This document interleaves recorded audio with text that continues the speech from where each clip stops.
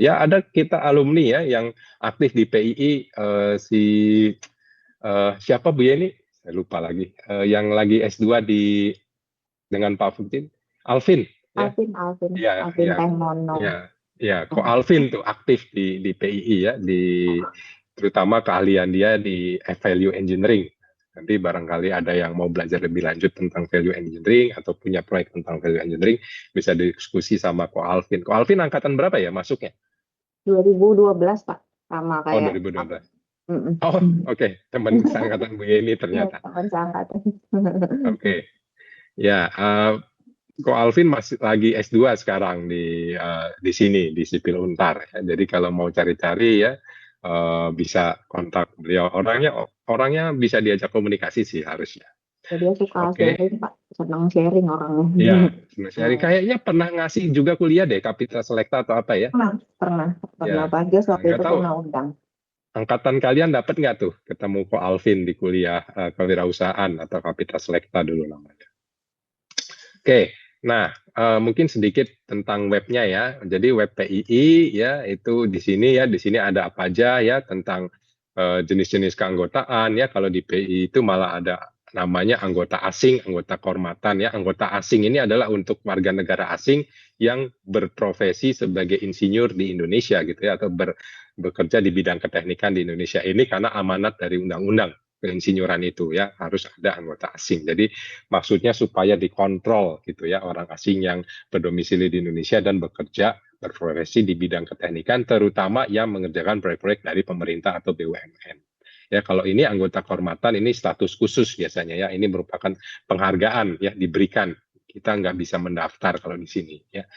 Nah kemudian kalau mau jadi anggota ya di sini bisa klik ke yang tadi ya apakah sudah jadi anggota ya mana ya di sini sudah anggota cek di sini atau anggota baru daftar di sini ya.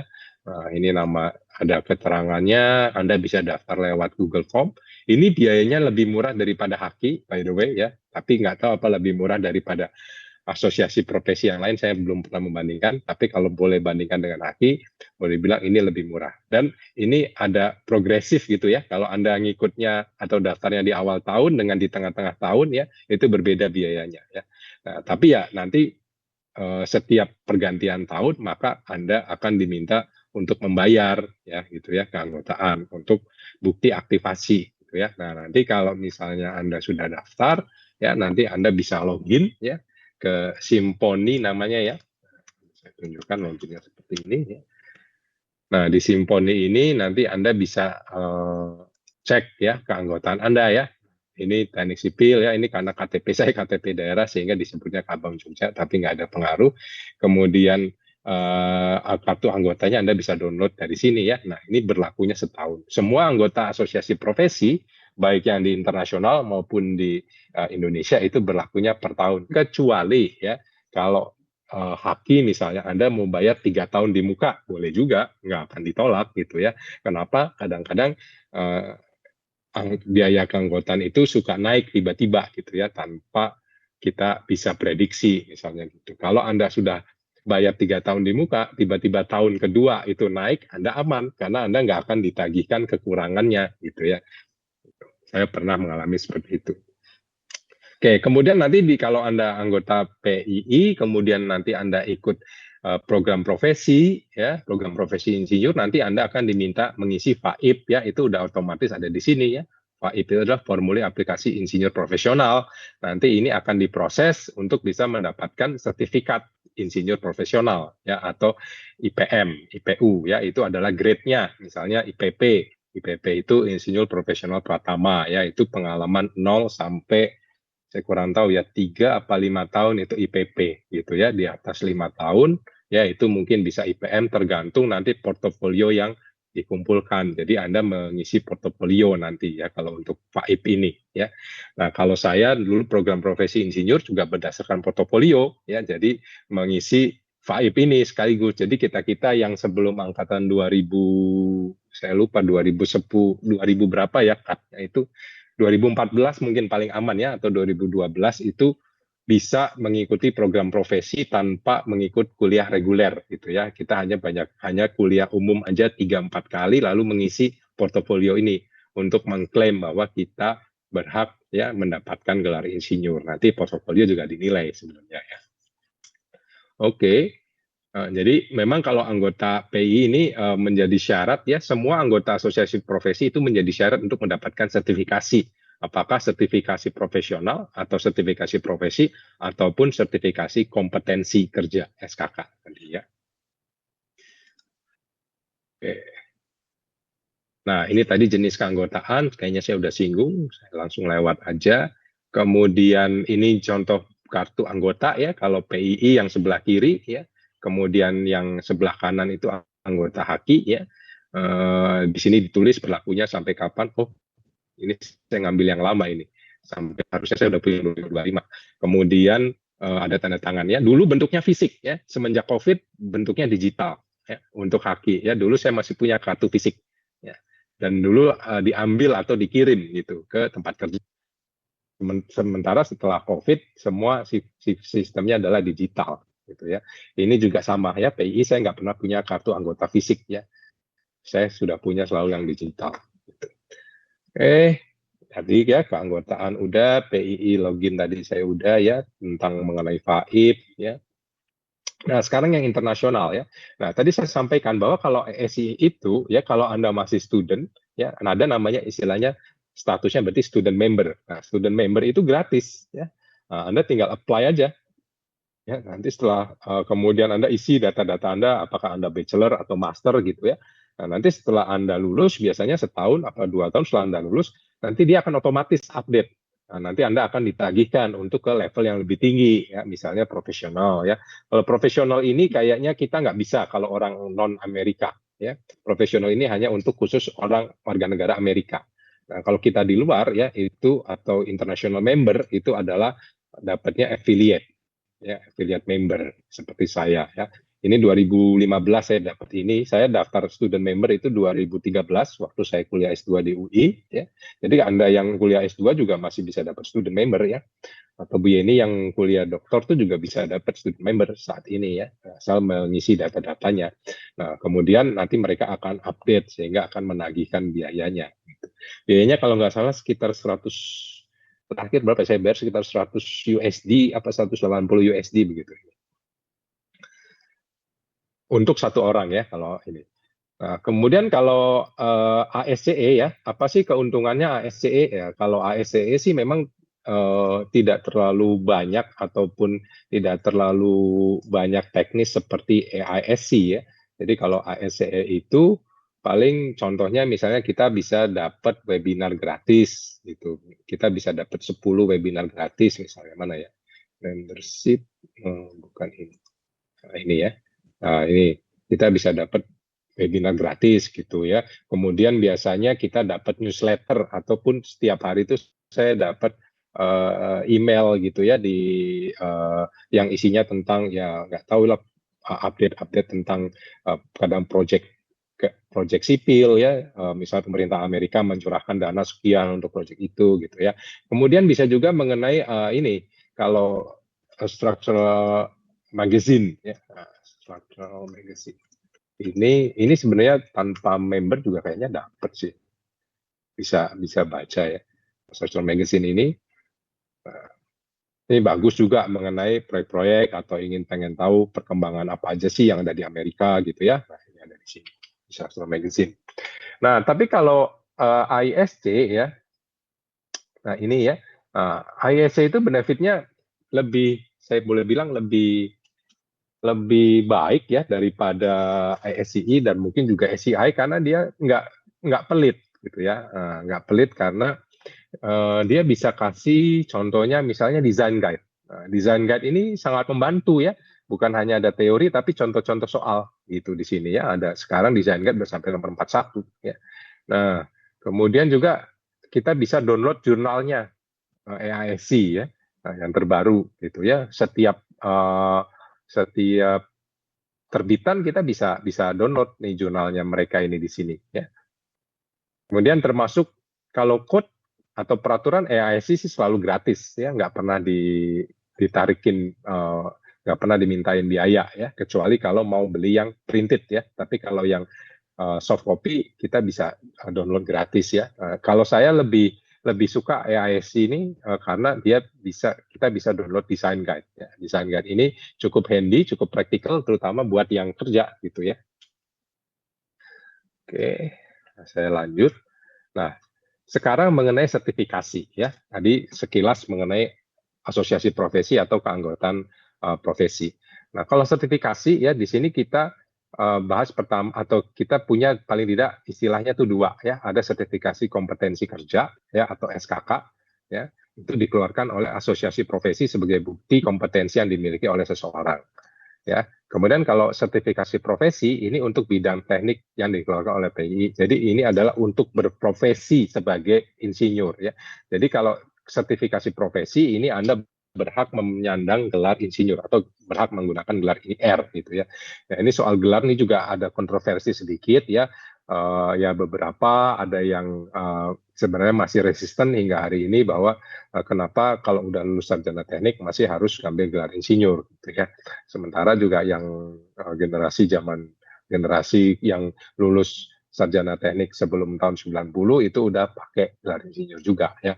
Tapi anyway ini adalah peraturan ya, undang-undang keinsinyuran, maka kita wajib mengikuti karena kita berprofesi di Indonesia gitu ya. Nah, kalau di luar mungkin ini setara dengan salah satu dari ini setara dengan chartered ya, chartership gitu ya, chartership. Nanti kita bahas sedikit mengenai chartership. Nah, berbeda dengan SKK ya, sertifikasi profesi atau SP diperoleh dengan mengikuti program profesi insinyur ya. Nah, ini ada skemanya ya atau ada flow-nya. Ikut kuliah PSPPI, program studi program profesi insinyur ya, itu kepanjangan dari PSPPI. Lalu punya sertifikat insinyur, mengisi FAIP ya, setelah mengisi FAIP dikumpulkan nanti akan dipanggil untuk wawancara ya. Lalu setelah itu mendapat sertifikat IP atau insinyur ya. Apakah nanti IPP atau IPM ya atau IPU ya. Nah, nanti setelah itu ya otomatis Anda akan mendapat STRI. Nah, kalau STRI ini otomatis sifatnya ya, tidak perlu Anda diwawancara lagi atau membayar lagi. Proses pembayaran itu hanya berhenti di sertifikat IP. Jadi dari FAIP sampai wawancara biasanya Anda dikenakan biaya yang standar ya, baik semua IPP, IPM, IPU ya, mungkin sekitar 1,1, baru nanti kalau setelah dapat sertifikat IPM atau IPP, Anda diminta kekurangannya gitu ya. Jadi berbeda dengan zaman waktu dulu masih ada SKA atau sertifikat keterangan ahli ya. SKA sekarang udah diganti SKK. Nah, kalau dulu SKA kesannya kalau udah bayar ya di grade tertentu, apakah SKA ahli muda, ahli madya atau ahli utama, itu kesannya akan dapat gitu ya. Nah, sekarang sudah nggak ada ya, diganti dengan SKK. Nah, yang mana yang diperlukan buat kerja? Idealnya memang kalian punya dua ya, sertifikat insinyur sampai punya sertifikat IP ya, dan kalian punya SKK gitu ya, atau sertifikat kompetensi kerja, terutama buat kalian yang sudah bekerja mungkin di atas 5 tahun gitu ya. Jadi bertahap lah, misalnya baru lulus punya dana lebih ya ikut PSPPI dulu, punya gelar insinyur ya, kemudian nanti kalau ada dana lagi tambahan baru bisa ikut yang sertifikat IP-nya, misalnya Anda IPP dulu gitu ya. IPM, IPP, IPU itu berlaku 5 tahun ya. Jadi setiap 5 tahun maka Anda diminta untuk mengupdate portofolio Anda.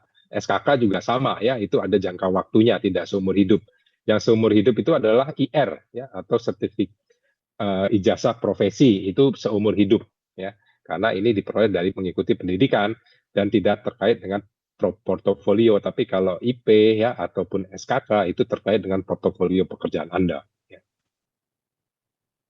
Nah, SKK punya beberapa level ya. Nah, ini kita bicara yang untuk level sarjana ke atas ya. Jadi kalau di Haki itu punya lembaga sertifikasi profesi ya, namanya LSP. Itu adalah Asosiasi Ahli Struktur Bangunan ya, Ahli Struktur Bangunan Indonesia kalau nggak salah ya, SBS itu. Itu nama LSP-nya Haki ya. Nah, organisasi lain punya LSP-nya sendiri ya, punya nama LSP-nya sendiri. Sebenarnya semua asosiasi profesi yang mengeluarkan SKK itu setara gitu ya. Misalnya ada SKK Haki, Ya, ada juga SKK Pertakindo dulu pernah ya, Untar kerjasama dengan Pertakindo. Itu sebenarnya sama ya. Jenjang 7 di Haki sama dengan jenjang 7 di sana, karena nanti saya ada contoh yang tanda tangan itu bukan yang tanda tangan memang kepala LSP-nya, tapi setiap LSP itu kan nanti diakreditasi oleh LPJK ya, atau Lembaga Pengembangan Jasa Konstruksi, sehingga nanti semuanya sama setara. Nah, contohnya kalau SKK jenjang 7 ya, itu sarjana dengan minimal pengalaman sekitar 3 tahun ya. Ini perlu diupdate karena setiap LSP punya ketentuan masing-masing ya. Kemudian kalau jenjang 8 itu sarjana minimal lebih lama lagi ya, 8 tahun atau lebih mungkin ya, atau magister 0 tahun ya. Jadi ada jenjang SKK yang semakin tinggi pendidikan Anda, tidak perlu punya pengalaman, Anda langsung dapat gitu ya. Contoh kalau mau Anda langsung dapat jenjang 8 ya, Anda sekolah lagi dulu S2 ya. Kalau di Untar kurang lebih 1,5 tahun ya.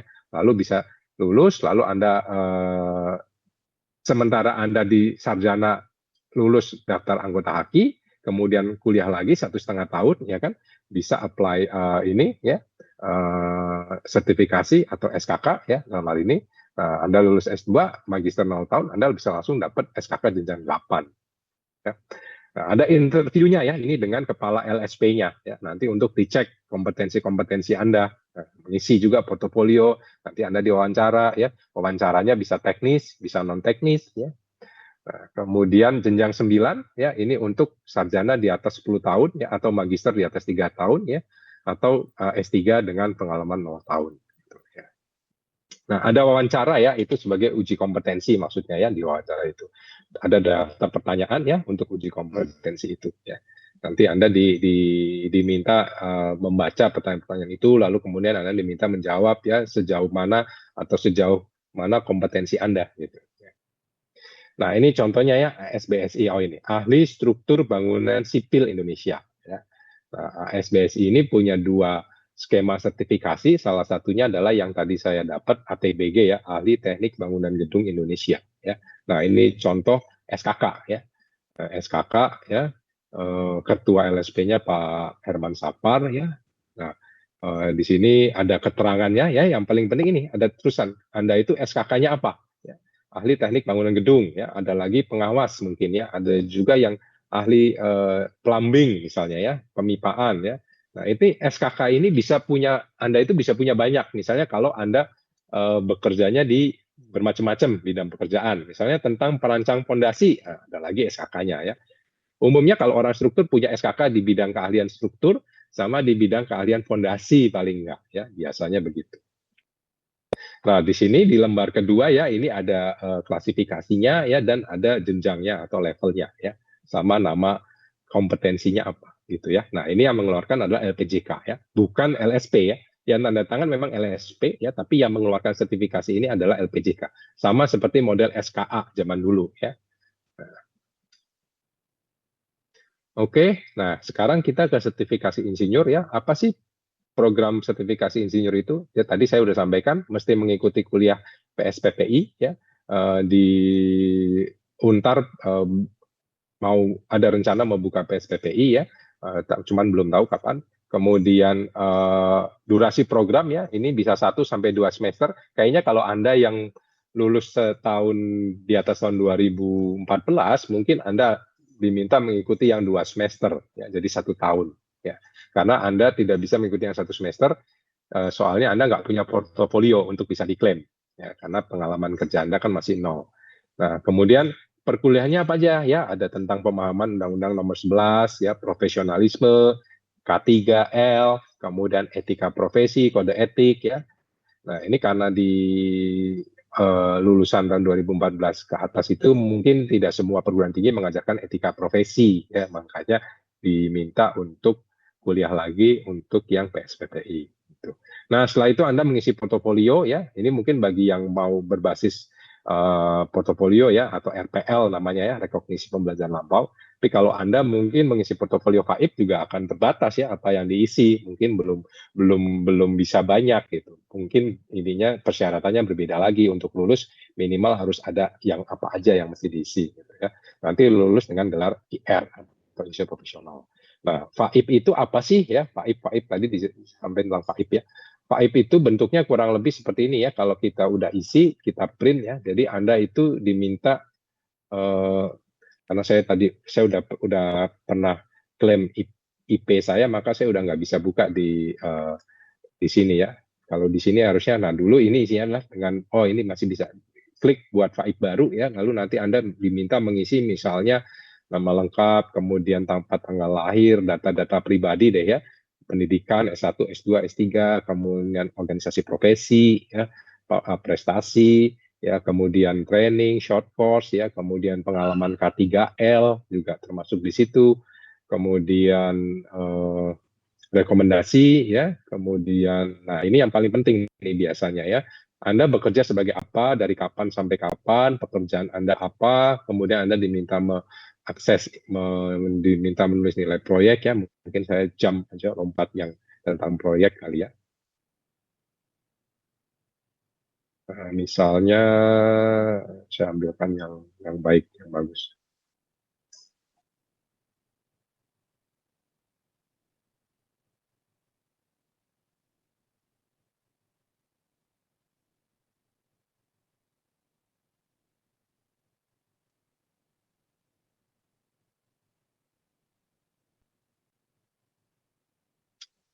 Nah, misalnya ini ya.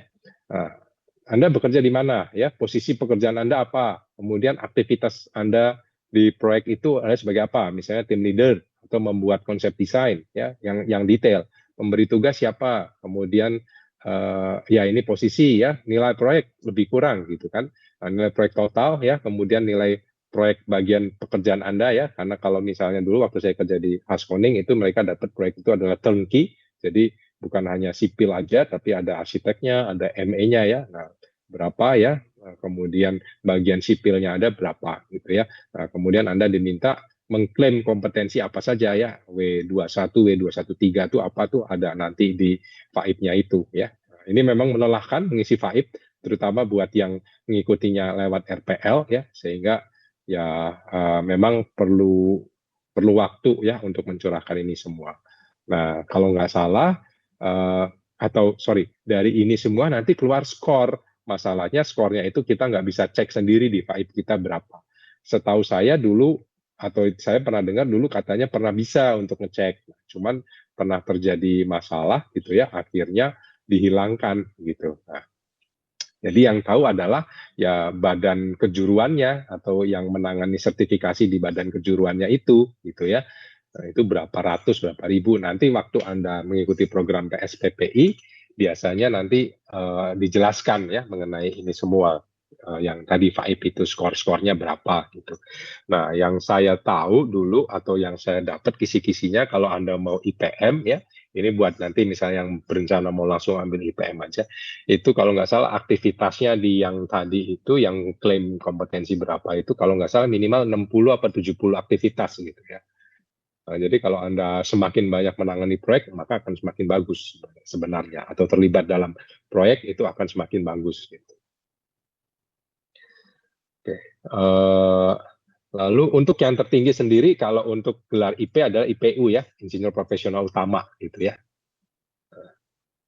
Nah, ini contohnya ya, ijazah profesi insinyur, ya, kemudian sama seperti Anda lulus S1 gitu ya. Kemudian ini sertifikat untuk yang IPM tadi ya, Insinyur Profesional Madya IPM itu ya. Jadi ditandatangani oleh Badan Kejuruan ya dan Ketua PII ya pada waktu itu ya. Nah, dari IPM sama sertifikat insinyur tadi, Anda bisa otomatis mendapatkan adalah STRI, ya, surat tanda registrasi insinyur. Ya. Di sini ya, yang saya tahu dulu kalau waktu ini berlaku 5 tahun ya, jadi berlaku sampai 2030. Jadi kalau udah punya STRI ini, ya, itu Anda bisa membuat stempel. Ya. Jadi kalau Anda punya proyek, lalu ada gambar, nanti maka Anda bisa berikan stempel itu ya.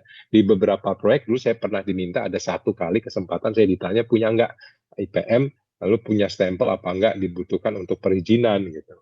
Nah, seperti itu biasanya saya tidak terima karena menggunakan nama saya, tapi saya tidak tahu apa yang dikerjakan gitu kan, itu berbahaya ya. Ya, jadi yang penting adalah perlu menjaga kode etik ya. Jadi kadang-kadang sertifikat-sertifikat semacam ini kadang suka dibisniskan ya. Pinjam dong gitu ya.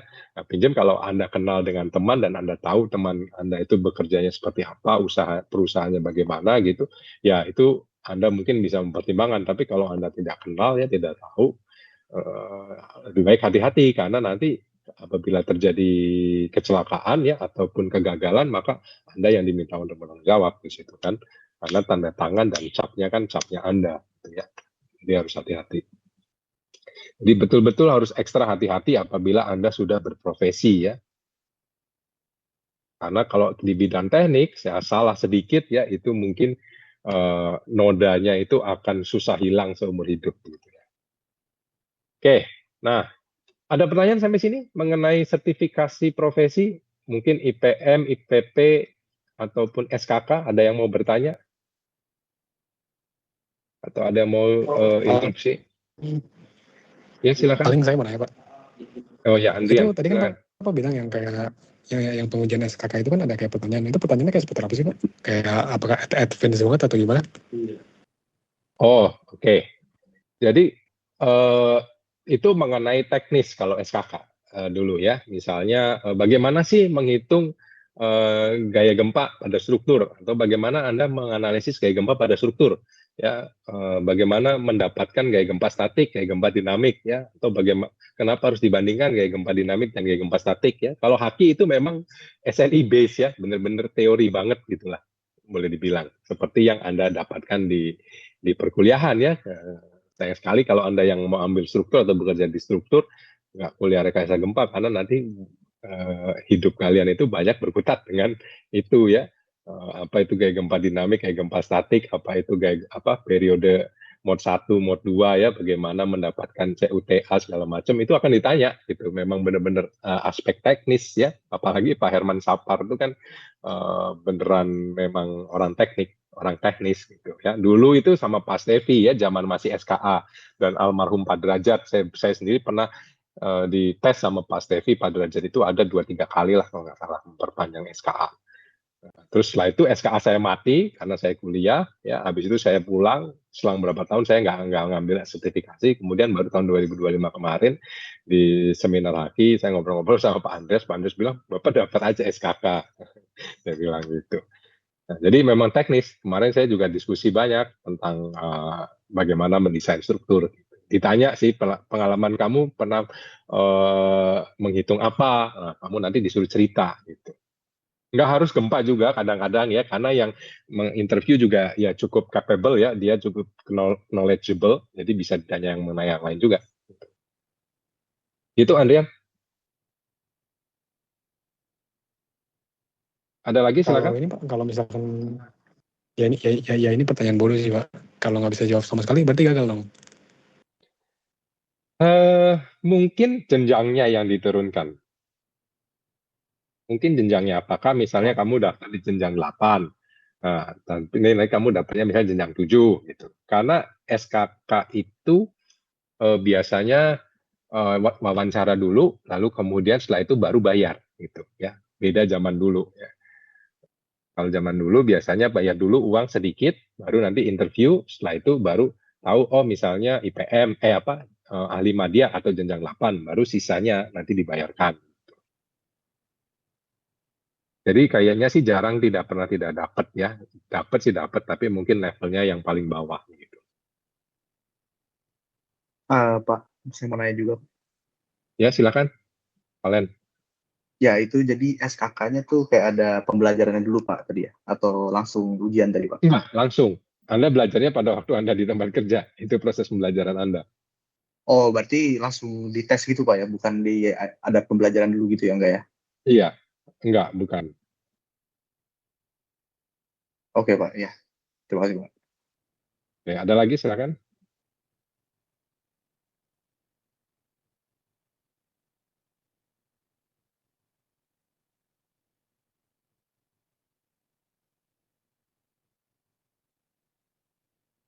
Oke, nggak ada ya. Oke, nanti barangkali di akhir masih ada yang mau tanya, silakan. Nah, jadi kita pindah ke yang internasional nih ya. Nah, ini ngomong-ngomong yang internasional juga, ya saya share sebatas yang saya tahu ya, karena saya juga terus terang persis banget berapa hari ya, hari Jumat atau hari Kamis minggu kemarin ya, itu saya dapat WA mau nggak ikut sertifikasi internasional untuk yang dikelola oleh atau yang bekerja sama dengan TII tadi ya, yaitu yang Asian Eng gitu ya. Nah, saya baru aja drop dokumen persis di hari Jumat kemarin. Nah, kebetulan ada flow-nya ya, nanti saya bisa share sedikit flow-nya bagaimana gitu ya untuk pengalaman. Jadi pas banget. Kalau nggak ada itu mungkin saya nggak terlalu banyak tahu mengenai yang internasional ya. Nah, kenapa sih sertifikasi internasional itu perlu ya, atau di sini chartered engineering ya, atau chartership ya. Chartered engineering itu untuk menunjukkan, atau chartership itu diperlukan untuk menunjukkan bahwa Anda itu memang berqualified ya secara internasional ya, dan diakui oleh organisasi profesi atau asosiasi profesi ya, untuk menunjukkan keahlian atau advanced knowledge ya dari technical kompetensi ya, tidak hanya mengenai teknis ya, tapi juga mengenai leadership ya. Jadi kalau Anda udah bekerja ya, mau nggak mau Anda pasti akan ya memimpin ya, paling tidak memimpin tim kecil ya ataupun tim besar gitu ya, sama komitmen to professional development ya. Nah, chartered engineer biasanya considered expert in their field ya, and often work in senior management ya, consultancy or high responsibility roles gitu ya. Nah, jadi chartership ini dengan kita punya sertifikasi internasional berarti artinya kita memiliki kompetensi ya untuk bisa menangani proyek-proyek yang skalanya internasional gitu ya. Nah, ya ini siapa aja yang memerlukan ya chartership ini, kadang-kadang ya yang di level senior ya, terutama misalnya yang udah senior structural engineer ya, atau yang senior project manager, atau mungkin medior project manager ya, project manager dengan pengalaman misalnya 7-8 tahun ya, project manajernya ya, bukan dari bawah ketika mulai bekerja gitu ya. Nah, kemudian ada juga yang mau naik gaji atau mau dapat kesempatan untuk bekerja di luar misalnya gitu ya. Itu semua berhak boleh saja mendaftarkan diri dalam program chartership gitu ya, atau sertifikasi internasional. Nah, kalau di Indonesia itu yang dikelola oleh PII ya, itu ada ACPE ya, kemudian Asian Eng dan APEC Engineer ya. Yang bayar itu adalah dua yang terakhir ya. SCPI ini gratis, cuman mengisi portofolionya banyak sekali ya. Saya aja udah coba belum sempat selesai. Kalau yang Asian Eng relatif lebih sedikit mengisi portofolionya. Nanti saya share gitu ya. Oke ya. Ini yang untuk ACPE tadi ya. Nah, ini di bagian registration form ini yang sangat banyak, sangat panjang gitu. Jadi saya belum sempat menyelesaikan. Nah, kemudian tadi ya yang dikelola PII kan saya sudah sampaikan bahwa ada ACPE, ada Asian Eng ya, atau AER ya, atau AER ya namanya ya, Asian Engineering Register. Jadi dengan punya ini semua ya, terutama yang 3 awal ini, kita bisa bekerja di paling tidak di negara tetangga ASEAN gitu ya, apakah di Singapura ya atau mungkin Malaysia gitu ya. Harapannya seperti itu gitu ya. Nah, kemudian PI sendiri juga bekerja dengan yang di Australia, CPEng Australia ya. Di sini diharapkan bahwa kalau kita mendapatkan CPEng, maka kita ya punya kesempatan ya lebih baik untuk bisa bekerja di negara tersebut atau di Australia. Nah, persyaratan Asian Eng, APEC sama ECPE apa aja ya? Kurang lebih sih sama sebenarnya ya. Paling tidak itu kalau Asian Eng harus punya IPM ya yang aktif, kemudian kartu anggota PI yang aktif ya, dan yang mengisi formnya gitu ya. Nanti formnya seperti apa ada setelah ini ya. Kemudian Asian Eng ini bagusnya adalah berlaku seumur hidup ya. Ada biayanya yaitu sekitar 250-an USD ya. Tapi itu berlaku seumur hidup. Nah, karena ini sifatnya bukan seperti asosiasi profesi ya. Kalau asosiasi profesi ya kita mesti bayar per tahun gitu kan keanggotaannya ya, untuk menunjukkan bahwa kita selalu aktif gitu keanggotaan kita. Kemudian, nah ini flow-nya ya untuk Asian Eng. Jadi kalau kita punya ini KTA PII ya, kemudian IPM IPU, kita bisa mengisi form ASEAN Eng ya, dan bukti pembayaran sebagai dokumen persyaratan. Lalu kita bisa submit.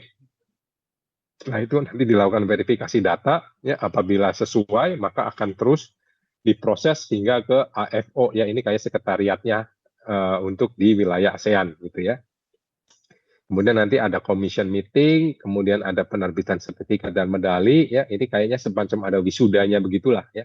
Nah, yang tadi juga IR itu juga ada wisudanya ya, wisudanya menggunakan helm ya sama jaket insinyur gitu ya, bukan menggunakan toga ya. Di beberapa perguruan tinggi mungkin ada yang menggunakan toga gitu ya, tapi ada juga yang sistemnya menggunakan jaket dan helm gitu ya. Nah, lalu setelah itu ya pengambilan sertifikat ya, input data, simfoni dan seterusnya selesai. Nah, ini contohnya ya. Kayaknya nggak banyak, hanya 2 lembar ya. Ini cuma saya ngambilkan yang pertama, walaupun bilang 215, tapi kita diminta transfernya 250 ya, plus ya, ada biaya pajak bank dan seterusnya. Kalau nggak salah terakhir saya transfer sekitar 270-an USD. Oke, itu aja. Mungkin ada diskusi lagi. Terima kasih sebelumnya.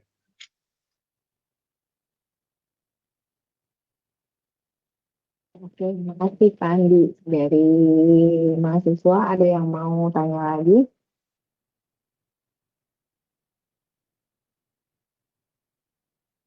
Marcel, ya boleh. Marcel mau nanya, tadi Resen. Saya izin bertanya, Pak. Kalau Ya, sertifikasi kan saya pernah dengar juga kayak ada sertifikasi QS ataupun HSE. Apa itu berbeda dengan sertifikasi yang sempat Bapak mention tadi? oke.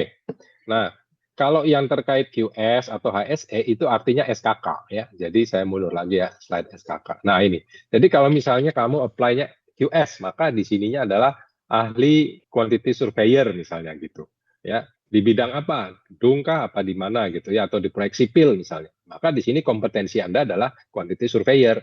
Kalau quantity Anda adalah di K3L atau HSE ya, maka di sini akan dibilang ahli kesehatan dan keselamatan kerja. Itu semua kategorinya SKK, ya spesifik. Jadi spesifik pekerjaannya apa yang dikerjakan. Jadi SKK itu untuk menunjukkan ya speknya Anda lah ibaratnya gitu. Anda itu speknya ahli di bidang apa. Misalnya ahli di bidang teknik bangunan gedung. Nah, ini teknik bangunan gedung ini termasuk menghitung struktur ya, mendesain struktur, menggambar segala macam itu di teknik bangunan gedung. Nanti ada banyak poin-poinnya, kompetensinya yang dinilai apa saja. Begitu, Marcel. Baik, Pak. Makasih, Pak. Oke, ada lagi? Christopher, silakan Christopher. Terima kasih atas kesempatan ini. Izin bertanya, Pak. Mungkin boleh Bapak ceritakan terkait perjalanan Bapak untuk ambil studi insinyur di Trisakti ya. Kayak kenapa spesifik Bapak memilih Universitas Trisakti untuk profesi insinyurnya. Terus juga kayak pertimbangan apa. Kayak kan Bapak kan sebelumnya juga pernah magister di Universitas Indonesia ya. Kayak kenapa Bapak tidak mempertimbangkan untuk ambil profesi di UI saja. Oh, oke. Ya, sebenarnya sih ini subjektif ya, itu harus saya jawabnya nggak boleh di depan umum ya, nanti kesannya saya mempromosikan satu tempat dan menjelekkan tempat yang lain.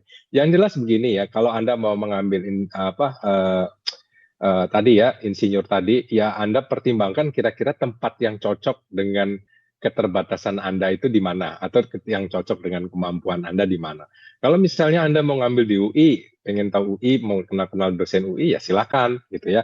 Tapi kalau misalnya Anda mau cari yang nggak terlalu jauh, mungkin karena terbatas gitu, dengan waktu karena sibuk di kantor gitu ya, ya silakanlah ambil yang dekat. Kalau saya sih tidak ada syarat, tidak ada pertimbangan khusus kenapa ngambil di Trisakti. Bisa aja saya ngambil di UI, cuman kalau saya lebih subjektif karena kalau ke UI saya agak jauh gitu, sementara sih kesibukan saya juga udah mulai banyak kan. Beda kalau saya dulu apalagi belum berkeluarga gitu, mungkin saya ambil di UI atau di ITB gitu, karena kuliahnya juga kebanyakan daring sih atau online.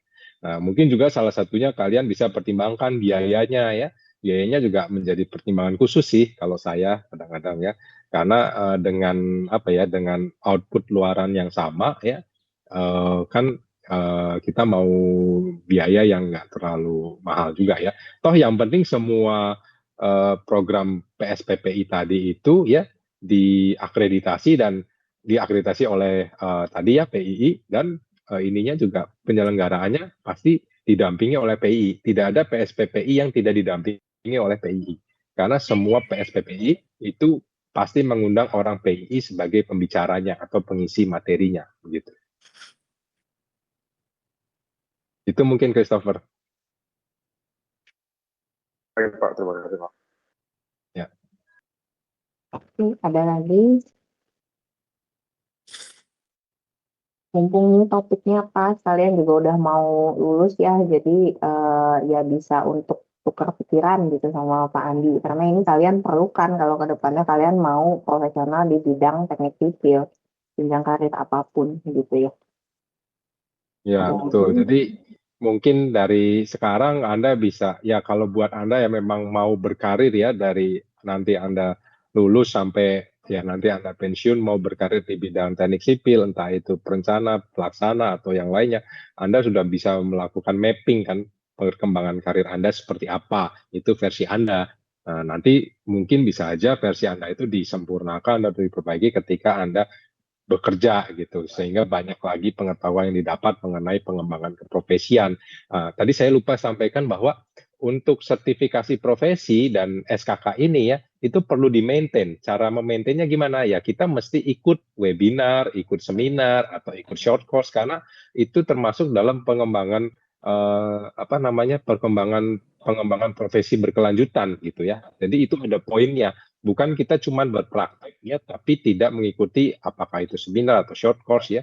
Nah, itu rasanya ada syaratnya gitu.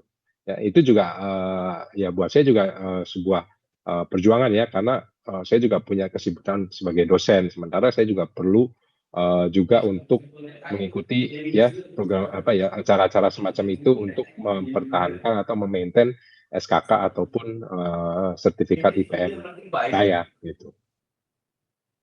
Jadi bukan berarti setelah dapat SKK atau IPM itu proses belajar Anda selesai, enggak ya, ataupun proses update keilmuan Anda selesai, enggak, karena untuk memaintain semua sertifikat itu nanti Anda akan diminta Anda pernah mengikuti pelatihan apa saja, gitu. Atau mungkin Anda memberi training apa saja, gitu. Misalnya. Oke, silakan. Ada lagi pertanyaan? Christopher, boleh Christopher. Ya, silakan Izin Christopher. bertanya lagi, Ya. kebetulan tadi Bapak mention mengenai maintain sertifikasi ya. Itu kan kalau misalnya kita biasanya ikut seminar ataupun sejenisnya itu kalau di Indo itu biasanya apa ya, istilahnya SKPK kalau nggak salah, poin SKPK.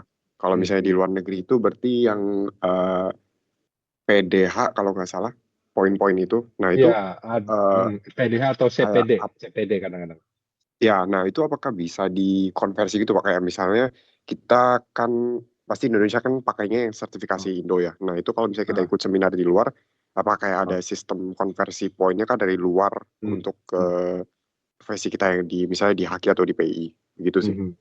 Bisa sih, seharusnya bisa ya. Cuman nggak tahu nanti apakah bisa utuh ataukah kena potongan gitu. Yang jelas kalau Anda nanti mau apply kembali, misalnya IPM Anda habis gitu ya, nah terus Anda akan disuruh ngisi portofolio kan, nah klaim aja sebanyak-banyaknya, karena kan nanti tinggal tergantung dari siapa ya, yang mewawancara Anda dan tergantung dari kepala atau ketua badan kejuruan sertifikasinya. Gitu. Jadi semua kegiatan Anda, baik yang di dalam maupun di luar, Anda coba klaim aja. Baik di level nasional maupun di level internasional. Oke Pak, baik Pak. Ada lagi yang lain?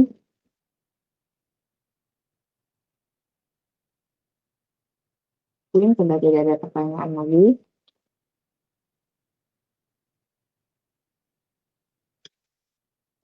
Andi, sepertinya sudah tidak ada pertanyaan lagi. Izin saya share dulu sebentar untuk link absen dan link pengumpulan tugas ya di chat. Jadi link absennya saya buka hanya 15 menit, jadi segera diisi. Link pengumpulan tugas kalian perlu saya linknya ya. Jadi nanti kalian buat ringkasan. Nah, ringkasannya dalam waktu 2 minggu nanti dikumpulkan ke itu di link yang udah saya share. Oke, mungkin teman-teman mahasiswa bisa open cam dulu, kita dokumentasi dulu.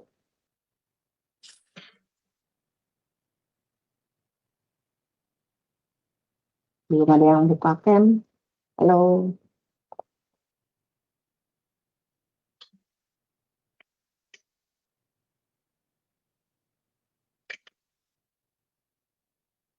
Ada 39 berarti. Sebenarnya masih kurang ya, karena kalau saya masih 40-an sih.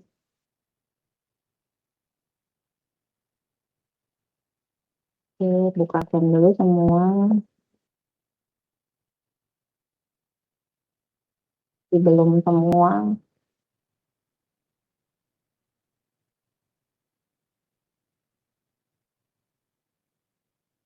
Anael, Gilbert, Wanda, Angelin, Inaya, Alicia, Jody, Jonathan, Michael, Ken, Jason, Alexander, Keanu, mana nih Keanu, Freddy, Asen, Jonathan Setiadi, Farel, Luciando, Angelin, Rahima, bisa open cam?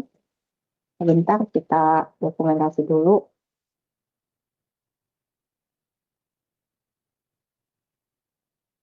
Farel di rumah apa di tempat kerja tuh?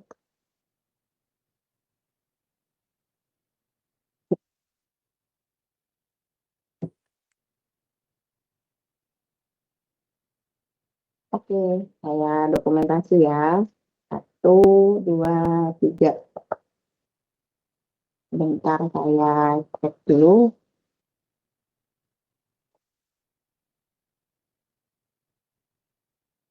Jadi saya ingatkan kembali ya, untuk tugas kalian bikin rangkuman apa yang sudah dipaparkan Pak Andi, itu nanti dalam 2 minggu itu dikumpul, kesemuanya nanti akan kami cek, apakah sudah mengerjakan tugas, apakah kalian udah mengikuti. Jadi di sini kan dokumentasinya ada 2 nih, ada kalian hadir di sini sama isi di form, jangan lupa diisi ya.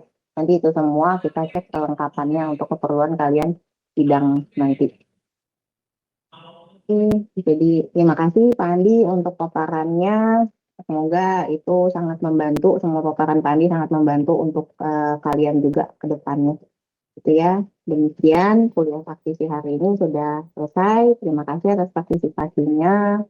Selamat pagi. Ya. Oke, selamat pagi semua.